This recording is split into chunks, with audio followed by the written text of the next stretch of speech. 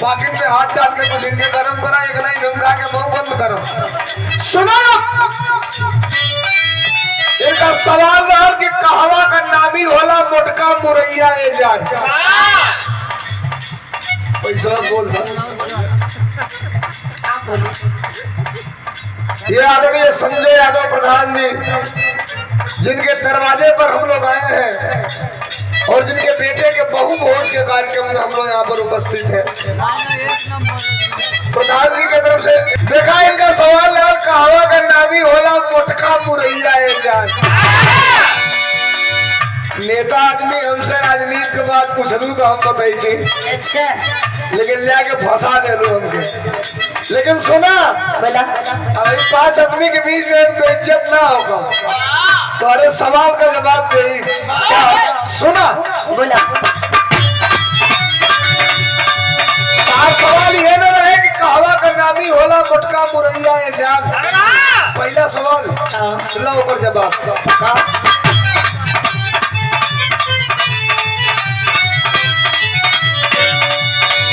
जौनपुर का नामी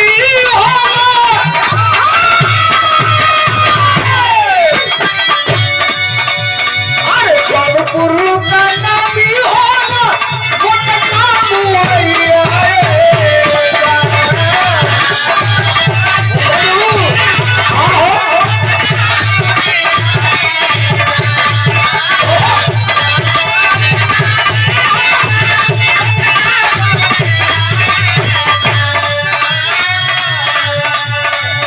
जिला में तू गावत हलो, जिला का नाम आजमगढ़।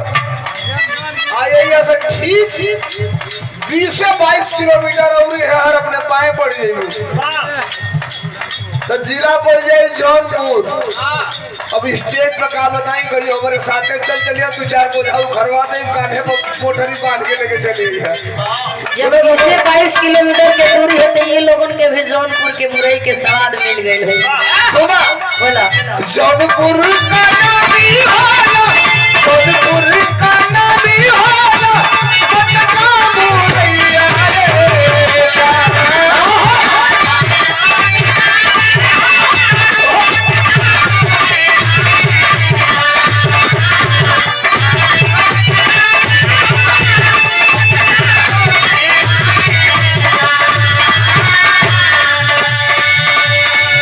जौनपुर का नामी होला मोटका मुरैया रे जान। तय हो जान कलकत्ता का फूल, फूल सफेद मिठाई रसगुल्ला नामी हो,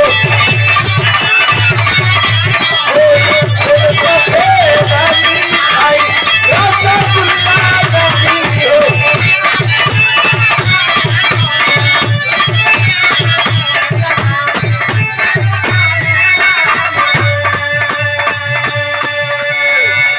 सवाल का जवाब मिल गई।